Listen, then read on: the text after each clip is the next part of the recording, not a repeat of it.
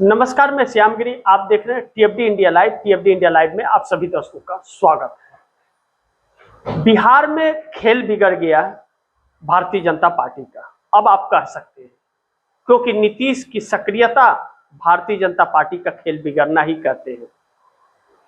नीतीश अचानक नींद से जगते हैं और नीतीश ऐसा उल्टा पुल्टा कर देते हैं कि भारतीय जनता पार्टी का 6 महीना का प्लान ध्वस्त हो जाता है। गजब का कम्युनिकेशन है। लेकिन इस बार नीतीश का जगना सम्राट चौधरी के लिए सही नहीं है। लेकिन हम इन मुद्दों पर चर्चा करेंगे। लेकिन इस वक्त एमएलसी चुनाव को लेकर के एक सरगर्मी है। नीतीश कुमार की एमएलसी की सीट खाली हुई है और बाकी 9 सीटों पर चुनाव होना है, यानी कि 10 सीट। नीतीश कुमार 5 सीटों पर चुनाव लड़ेंगे, जेडीयू लड़ेगी, और 5 सीट बचते हैं जो भारतीय जनता पार्टी के लिए।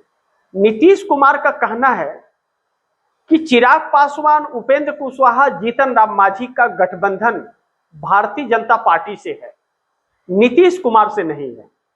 नीतीश का गठबंधन भाजपा से है, एनडीए से नहीं।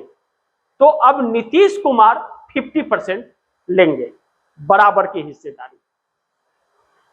और भाजपा के पास जो 5 बच रहा है उसमें बाकी लोगों को दे, जीतन राम मांझी, उपेंद्र कुशवाहा, चिराग पासवान, और तीनों ही सक्रिय हो गए। और उपेंद्र कुशवाहा को 1 सीट एमएलसी की मिलेगी, क्योंकि उन्हें विधायक के लिए भी दिक्कत हुआ था, पूरा नहीं मिला था, और लोकसभा के लिए भी उन्हें नहीं थे। अब विधानसभा में कम सीट दिया गया तो एमएलसी के लिए दिया जाना है। लेकिन जीतन राम मांझी को दरकिनार किया जा रहा है, नहीं दिया जा रहा है, और चिराग पासवान को भी नहीं।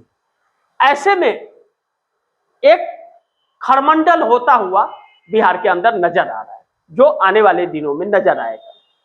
नीतीश कुमार की जो सीट एमएलसी की खाली हुई थी, उसका 2 साल का कार्यकाल खत्म हो गया था, 4 साल का बचा है। तो निशांत कुमार, नीतीश कुमार के बेटे को उस पर से उठाने की बात थी, लेकिन प्लान जेडीयू ने बदल दिया। उस पर जेडीयू अपना दूसरा कैंडिडेट खड़ा करेगी और निशांत कुमार को फ्रेश सीट से, 6 साल वाले का सीट जो पूरा कार्यकाल हो उससे खड़ा किया करेगी। लेकिन बात यहीं तक नहीं है। बात तब भारतीय जनता पार्टी की नींद उड़ गई जब नीतीश कुमार ने सरकार का लेखा जोखा लेना शुरू कर दिया। अपने दोनों डिप्टी सीएम को नीतीश कुमार ने यह कहा कि आप लोग हर दिन, प्रतिदिन, सुबह से लेकर शाम तक का सरकार के अंदर क्या हो रहा है उसका रिपोर्ट नीतीश कुमार को नीतीश कुमार के आवास पर ले आकर के देना पड़ेगा, दोनों डिप्टी सीएम को। ऐसे में नीतीश कुमार विचार करेंगे कि सरकार में क्या चल रहा है। यानी कि नीतीश कुमार सरकार की कमान अपने हाथ में ले रहे हैं। यह बात भारतीय जनता पार्टी को और सम्राट चौधरी को गले नहीं उतर रही है। लेकिन बात तो यही हुई थी कि नीतीश कुमार बिहार से नहीं जाएंगे। नीतीश ने भी कहा था, हम बिहार से कहीं नहीं जाएंगे, हम बिहार सरकार पर हमारी नजर रहेगी। और जेडीयू के दोनों डिप्टी सीएम विजय चौधरी और विजेंद्र यादव ने प्रेस कॉन्फ्रेंस करके इसका जिक्र भी किया था। अब ऐसे में सम्राट चौधरी जो दिल्ली के रिमोट से डोलते हैं, उनके लिए संकट पैदा हो रहा है कि हर जगह टांग अड़ाएंगे नीतीश कुमार और नीतीश कुमार के लोग।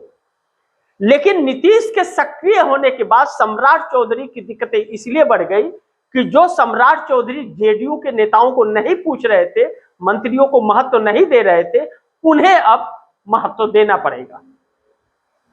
ऐसा लग रहा है कि नीतीश कुमार कोई खामियां ढूंढ रहे हैं सरकार में, जिसके वजह से नीतीश साथ छोड़ सके। इसी बीच एक खबर आई कि नीतीश कुमार लालू के संपर्क में हो गए हैं और लालू के साथ गुप्त बैठकें भी हुई है, ऐसी चर्चा चली। आधिकारिक सूचना नहीं निकली और ऐसे बैठकों का आधिकारिक सूचना भी नहीं आता। ऐसे में लालू प्रसाद यादव के साथ मिल करके प्लान 130 विधायकों का तैयार हो चुका है और उस पर काम बहुत सक्रियता से और गंभीरता से चल रहा है। यह बात भाजपा सुनने के बाद भाजपा के कान खड़े हो जा रहे हैं। नीतीश कुमार का हटने का मतलब है कि बिहार तो छोड़िए, दिल्ली संकट में आ जाएगी। अब ऐसे में सम्राट चौधरी के कान खड़े हो गए।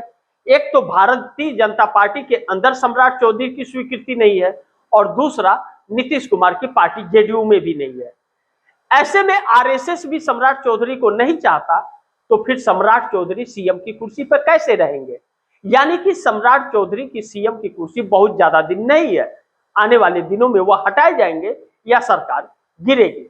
लेकिन नीतीश कुमार अगर लालू प्रसाद यादव के संपर्क में है तो 130 विधायकों की सूची भी तैयार है, यह बात कही जा रही है। इसका मतलब आप दर्शक समझ सकते हैं कि आने वाले वक्त में जेडीयू का सीएम बिहार में बनने जा रहा है। अब यह बात सुनकर भारतीय जनता पार्टी को संकट पैदा हो गया। इंडिया गठबंधन की बैठक 6 जून को बुलाई गई है। ममता बनर्जी इसकी अगुवाई कर रही हैं और पूरे इंडिया गठबंधन के घटक दलों को दिल्ली में बैठक होगी। इसको लेकर के ममता बनर्जी ने मल्लिकार्जुन खड़गे से, कांग्रेस के राष्ट्रीय अध्यक्ष मल्लिकार्जुन खड़गे से बातचीत की है। इस बात पर मुहर लग गई कि 6 जून को इंडिया गठबंधन की बैठक होगी और आगे की रणनीति तय होगी। ममता बनर्जी इंडिया गठबंधन को मजबूत करने के लिए अलग अलग राज्यों में जाएंगी और उसे मजबूत करेंगे। ऐसे में भारतीय जनता पार्टी के कान खड़े हो गए, क्योंकि एक तरफ नीतीश कुमार अलग ताक में है, अचानक नींद से जग गए, सरकार का रिपोर्ट कार्ड ले रहे हैं, उसका आकलन कर रहे हैं क्या गलत क्या सही है। ऐसे में तो भारतीय जनता पार्टी का रिमोट का बैटरी खत्म हो जाएगा। तब फिर इंडिया गठबंधन की बैठक, कहीं ऐसा न हो कि राहुल गांधी की रणनीति पर इंडिया गठबंधन निकल पड़े, और राहुल गांधी रास्ता चुन चुके हैं। ऐसे में भारतीय जनता पार्टी यह तो चाहती है कि इंडिया गठबंधन की बैठक हो और सब इंडिया गठबंधन के एक हो जाए। अगर इंडिया गठबंधन एक रहेगा तो कांग्रेस कमजोर होगी, क्योंकि हर क्षेत्रीय दल अपने अपने स्वार्थ साधेंगे, कांग्रेस को कमजोर करेंगे, तो नरेंद्र मोदी के लिए संकट नहीं होगा। लेकिन अगर इंडिया गठबंधन में फूट रहा और राहुल गांधी जिस रास्ते चल रहे हैं उसी रास्ते चलते रहे, तो फिर एनडीए गठबंधन के लिए और मोदी सरकार के लिए संकट उत्पन्न हो जाएगा। जिस तरह काफी दिनों से कांग्रेस अलग चल रही है, एकल चलो की राजनीति पर इंडिया गठबंधन के घटक दलों का परवाह नहीं कर रही है और नरेंद्र मोदी सरकार को कटघरे में खड़ा करके एक चुनौती दे रही है, जो आने वाले वक्त के लिए संकट पैदा हो रहा है। और इंडिया गठबंधन एक रहता है तो कभी अंबानी के मुद्दे पर, कभी अडानी के मुद्दे पर, कभी मोदी के मुद्दे पर, कभी अमेरिका के मुद्दे पर, सब अलग अलग अपना रुख करने लगते हैं, तो कांग्रेस कमजोर हो जाती है। ऐसे में कांग्रेस ने रणनीति बनाई कि अगर इंडिया गठबंधन को एक रहना है तो कांग्रेस के छतरी के नीचे आना पड़ेगा। कांग्रेस किसी भी क्षेत्रीय दल से कोई समझौता नहीं करेगी। यहीं पर भारतीय जनता पार्टी का प्लान फेल हो जाता है। अब ऐसे में ममता बनर्जी को जरूरत कांग्रेस की ममता बनर्जी को है, कांग्रेस को ममता बनर्जी की जरूरत नहीं है। ऐसे में अखिलेश यादव को जरूरत कांग्रेस की है, कांग्रेस को अखिलेश यादव की जरूरत नहीं है। ऐसे में इंडिया गठबंधन के बैठक में क्या निर्णय होगा यह वक्त बताएगा। लेकिन इस बात को देख करके कि कहीं इंडिया गठबंधन के लोग कांग्रेस के राह पर न निकल जाए, जिससे मोदी सरकार को एक चुनौती मिल जाएगी, और तब जब राहुल गांधी ने कह दिया कि सरकार गिर जाएगी, उसके बाद अखिलेश यादव ने भी कह दिया और फिर एक बार ममता बनर्जी ने भी कह दिया, तो हड़बड़ाहट और घबराहट में मोदी ने 10 जून को एनडीए गठबंधन की बैठक बुला ली है और उसमें सभी दल रहेंगे, जिसके विधायक हो वो भी और जिसके विधायक ना हो वो भी, जिसके सांसद हो वो भी, जिसके सांसद ना हो वो भी। ऐसे में नीतीश कुमार आएंगे क्या? इसी पर यहीं पर आकर के बात गड़बड़ हो जाती है। लेकिन चंद्रबाबू नायडू भी कहीं ना कहीं कांग्रेस के संपर्क में आ रहे हैं। मोदी पर अब उन्हें भरोसा नहीं रहा और मोदी के साथ रहने से आंध्र प्रदेश में उन्हें वोट नहीं मिलेगा और आंध्र प्रदेश के अंदर कांग्रेस सरवाइव कर रही है। वैसे भी चंद्रबाबू नायडू कांग्रेस के संपर्क में है, इस बात को चर्चा लगातार होते रहती है कि रेवंत रेड्डी और नायडू के रिश्ते मधुर हैं। लेकिन मोदी के साथ रहे तो सत्ता भी जाएगी और साख भी। ऐसे में उनके बेटे नारा लोकेश का भविष्य भी दांव पर लग जाएगा। ऐसे में एनडीए गठबंधन के अंदर जब घमासान मचा हुआ है, महाराष्ट्र में शिवसेना और एनसीपी भी गठबंधन छोड़ने की बार बार बातें कर रही है, तो वह बैठक कितना सफल होगा यह देखना महत्वपूर्ण होगा। लेकिन सूत्रों के हवाले से मिली जानकारी के अनुसार एनडीए गठबंधन की बैठक में नरेंद्र मोदी के 12 सालों के कार्यकाल पर आकलन होगा और उसे जन जन तक पहुंचाने का प्लान तैयार होगा। कितना कामयाब होगा यह वक्त बताएगा। लेकिन जब पेट्रोल पंप बंद हो रहे हो, डीजल पेट्रोल मिल न रहा हो, लोग बेहाल हो, बच्चों का पेपर लीक हो रहा हो, सीबीएसई के छात्र सड़क पर हो, महंगाई चरम सीमा पर हो, 22 लाख ट्रक चक्का जाम कर दिए हो और देश में लॉकडाउन की स्थिति आ रही हो, अघोषित आपातकाल चल रहा हो, ऐसे में सरकार कब तक बचेगी यह भी देखना महत्वपूर्ण होगा। राहुल गांधी ने दिल्ली के अंदर ऑटो ड्राइवरों से पार्क में जमीन पर बैठ करके चर्चा की, उनसे मुलाकात की, उनके दर्द को समझने की कोशिश की, उनके आवाज को बुलंद करने का वादा भी किया। ऐसे में मोदी सरकार संकट में आ गई है। लेकिन नीतीश नायडू के झटका और नीतीश का लालू से संपर्क 130 विधायकों की पूर्ति नरेंद्र मोदी सरकार के लिए शुभ संकेत नहीं है।